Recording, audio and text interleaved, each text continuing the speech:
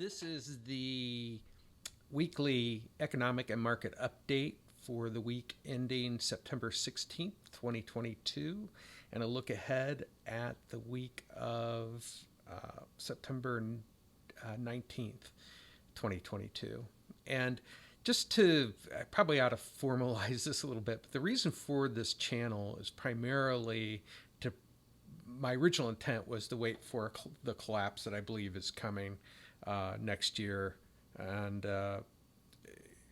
it was, how do we invest in a market that will most assuredly not reach its highs for maybe decades. And so that is the reason I had started to put the channel together. And then I started to say, well, I don't know much about YouTube, and I want to start putting videos together that folks can watch. But my background is primarily in working with large organizations and consulting with them on developing their synthetic thinking skills or systems thinking skills.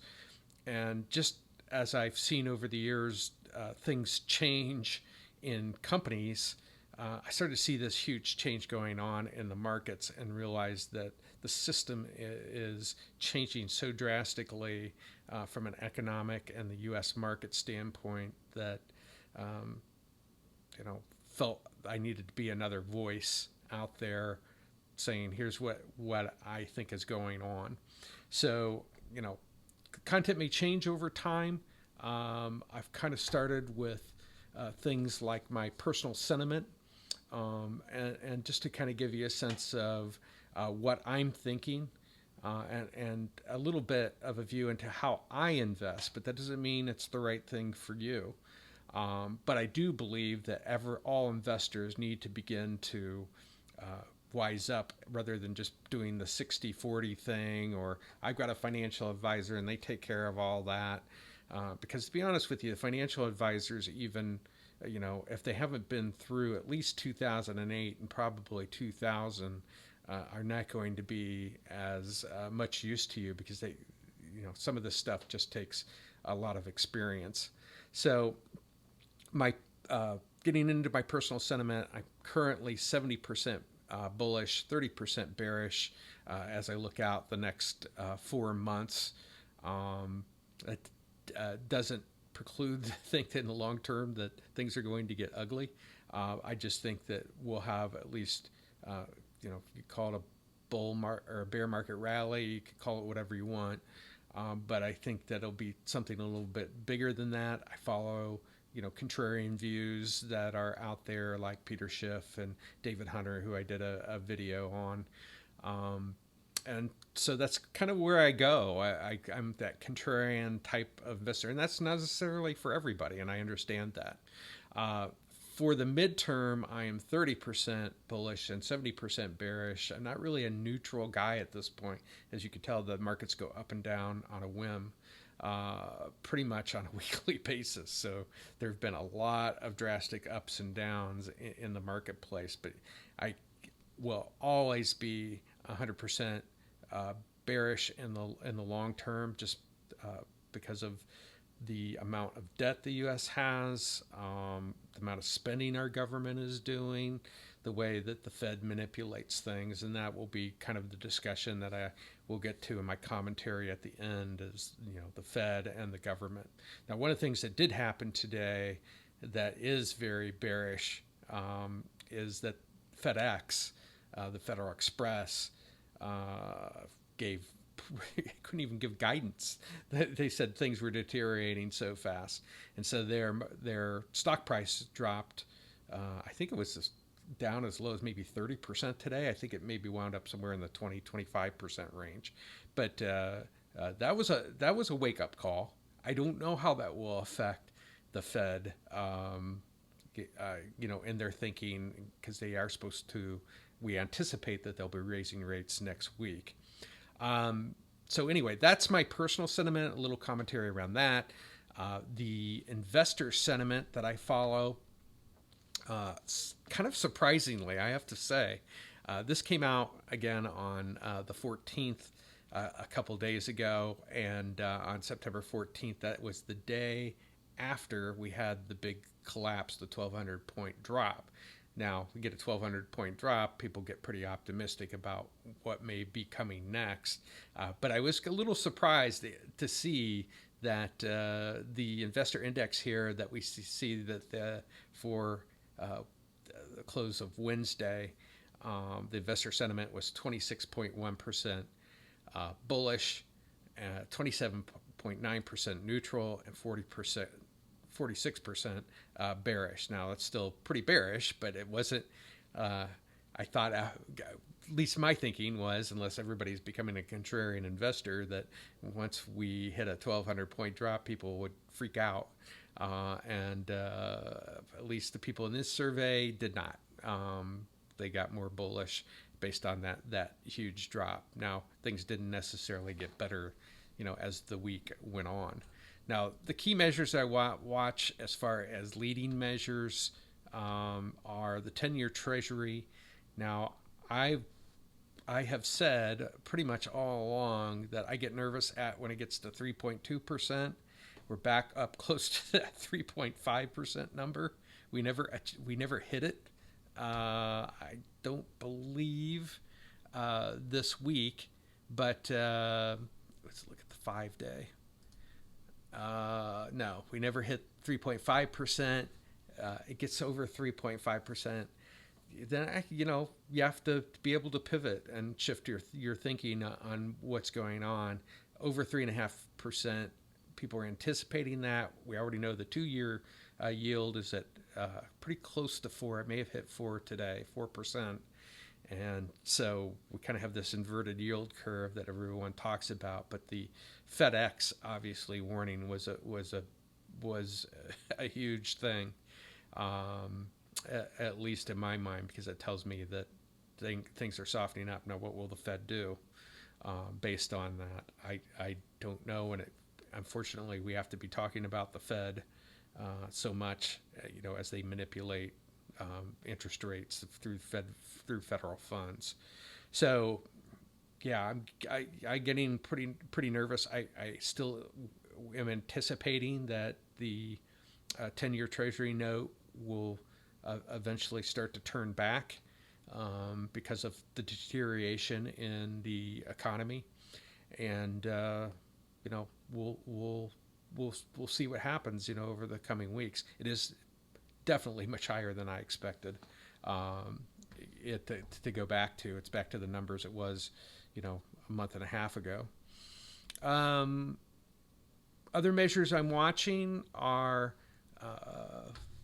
the U.S. dollar, and we can see here that the dollar actually was down 6 cents today. Let's see what it looks like weekly. Looks like it was slightly up, but we look at this candle here, for the week. And, again, the expectation I still have, and I think this is where you're going to have a narrative, but be willing to pivot if it doesn't play out that way. If Brent Johnson's Milkshake Theory, if you haven't watched the video, please do, about how we're sucking the liquidity out of other countries. If the Fed raises 0.75 point, we'll continue to do so. That'll most likely, or the expectation would be that it would continue to raise the dollar, and that it will continue to go up. But this is the point where you start to think, okay, we're going to break something here, and that's kind of my anticipation. If we look at crude oil, it's continuing to go down, and to me, this is all driven by economic activity. As far as the energy companies, I think the long-term prognosis for them is very positive, but here in the short term, as the economy continues to deteriorate, who needs gas? If FedEx isn't, if they're laying off drivers and Amazon's getting, less pack, the whole picture is starting to get reflected here. and you would anticipate some things to really start to turn around. But and crude oil has WTI, West Texas Intermediate Crude has, is on this downslope now, and it could pop again. But at the moment, with the deteriorating economic conditions, I anticipate this number to continue to go down. Let's see what else I got up here. The inflation rate. That was the big news that drove things on Tuesday this week. Where now this is the funny thing about markets to me. As you can see down here, the consensus of what it was going to be was 8.1% was going to be the inflation rate for August. And it came in at 8.3%, which, throw a ring around it, right? And the market went down 1,200 points. My belief is if they had come in at 7.9%, the market would have gone up 1,200 points. So that's how fragile this market is. It's a little crazy to be able to deal with this, and that's why most of the trading tools that I'm using kind of work both ways. That they're straddles and strangles, and their back spreads. I mean, that's just the way you almost have to play this market. And my whole portfolio isn't in that.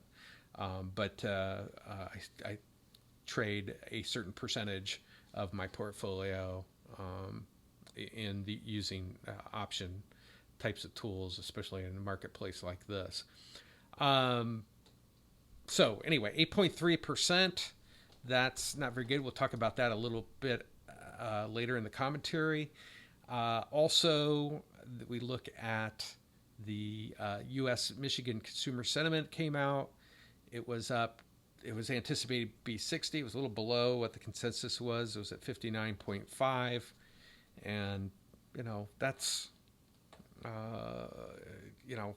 the consumer is still spending as if things aren't going wrong. But we can also see that, credit card accounts their balances continue to go up. So we now have 16.15 trillion in consumer debt, credit card accounts. So that's not very good either. It was down. It's been down further, but anyway, these are the things that keeping an eye on. That people are maintaining their lifestyles by putting things on credit cards. If we're to look to next week, the big things is all going to be about housing, and housing is a big leading indicator. As far as will housing starts be up? We got builder permits on Tuesday. We've got U.S. existing home sales, and they're looking for declines in these things. Now, if they're bigger than what's expected, again, it'll be another thing, just like the FedEx portion. It's another data point that says that the economy is failing and failing quickly. And that was the message from Federal Express was, they've seen a huge shift in a short period of time, since the end of the second quarter. And let's see what else we got. Oh, on the 21st, obviously, the Fed will make their federal rate decision. Everyone's anticipating 0.75 point. And, that would be what I expect. They also will do a little commentary at 2 after they announce whatever increase they're going to do. And, so people are talking about 0.75% or 1%. And, they're doing the big chunks, but it's not going to be enough, and that really leads to the commentary. Now, I did a video earlier this week, and I put the link up here about the Fed and 10 reasons why the Fed may quit raising or quit hiking rates, the federal funds rate, and so you can watch that particular video. But in this commentary, I want to get a little bit more into talking about, and I've hit upon it, and maybe beating a dead horse because I've talked about it so many times, but it's so important, that to bring inflation under control, everyone needs to understand that the federal funds rate needs to be greater than the inflation rate. Now, it's not there. And the problem here, and the reason that the Fed is going to have to most likely pause at a minimum and eventually pivot, is because the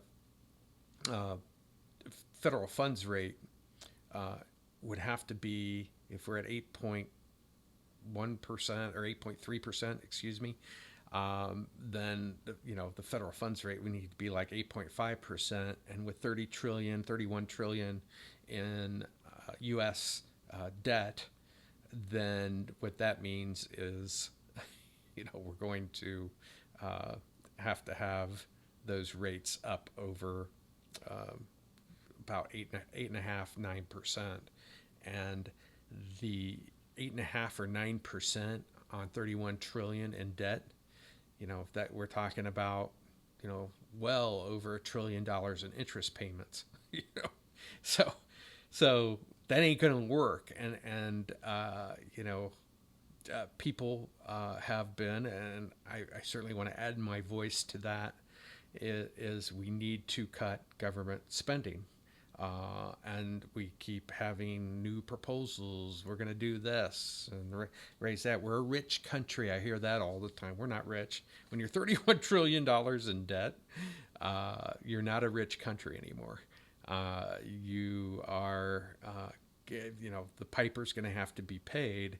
And, starting with raising the age for things like Social Security, that's a big part of it. Rethinking, Medicaid and Medicare, and how we go about doing those things. And it's the government spending that creates the inflation, because the Fed then has to create money for that spending that is unfunded by either reduction, which people never talk about, by the way, reducing the amount of federal spending, or having more taxes. Now, they seem to like the more taxes thing, because who wants to cut government? We all love government, and it does such wonderful things for us. Not. So this is the situation. I mean, we're being forced. You're painted yourself into a corner as far as the U.S. goes. They're stuck there, and they're going to have to make a decision. Are they going to?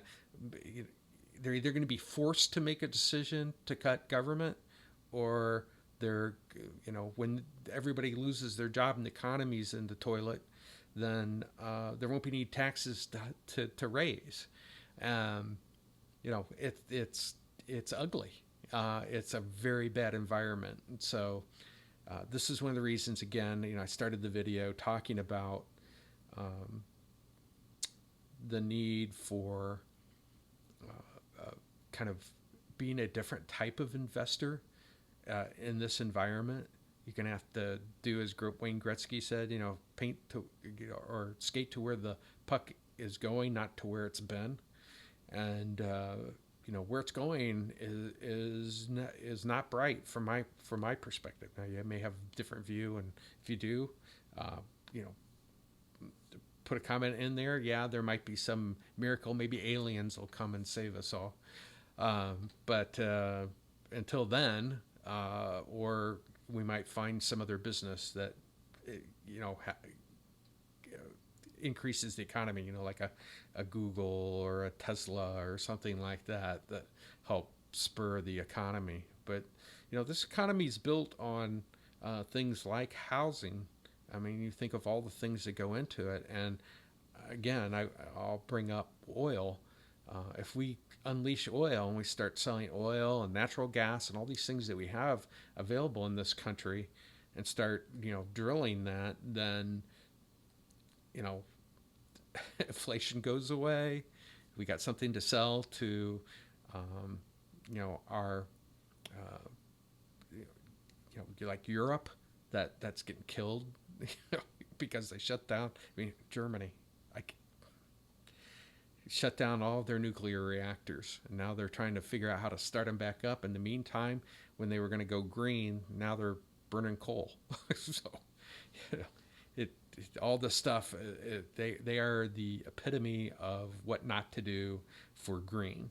And we're going to need fossil fuels for the foreseeable future.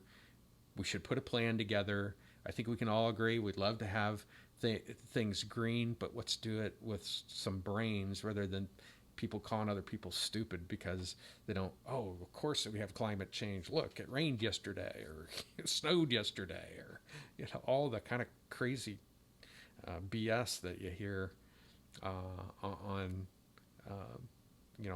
proof of climate change.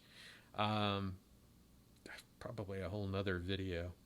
But anyway, take a look at some of the videos I've done. I am going to do one. I think I'm working on the one with Peter Schiff. I will be doing one also because I watched this thing with Elizabeth Warren, saying 5 inflation myths on YouTube, and I need a rebuttal for that because the first one, and then I couldn't even watch anymore, was that inflation comes from greedy companies. You couldn't make it up. It comes from printing money and government spending, and certainly Elizabeth Warren doesn't want to shine a light on that. So anyway, that's what I cover for this past week, and I look forward to next week. And remember, there is always a better way.